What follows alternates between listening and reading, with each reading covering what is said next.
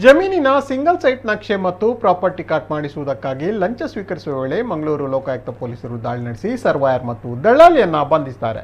ವ್ಯಕ್ತಿಯೊಬ್ಬರು ತನ್ನ ಹಾಗೂ ತನ್ನ ತಾಯಿ ಹೆಸರಿನಲ್ಲಿರುವ ಕಂಕನಾಡಿ ಮತ್ತು ಬಜಾಲ್ ಗ್ರಾಮದ ಜಮೀನಿನ ಸಿಂಗಲ್ ಸೈಟ್ ನಕ್ಷೆ ಹಾಗೂ ಪ್ರಾಪರ್ಟಿ ಕಾರ್ಡ್ ಮಾಡಿಸಲು 2025ರ ಫೆಬ್ರವರಿಯಲ್ಲಿ ಮಂಗಳೂರು UPOR ಕಚೇರಿಗೆ ಅರ್ಜಿಯನ್ನ ಸಲ್ಲಿಸಿದರು.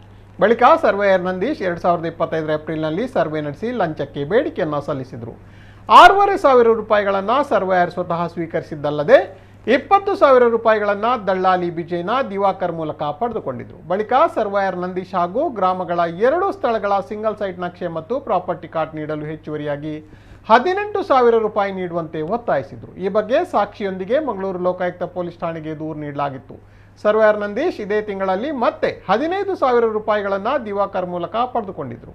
ಹೀಗೆ ಒಟ್ಟು 41,500 ರೂಪಾಯಿ ಪಡೆದುಕೊಂಡು ಬುಧವಾರ ಮತ್ತೆ 2,000 ರೂಪಾಯಿ ಸ್ವೀಕರಿಸುವಾಗ ಲೋಕಾಯುಕ್ತ ಪೊಲೀಸರ ಬಲೆಗೆ ಬಿದ್ದಿದ್ದಾರೆ.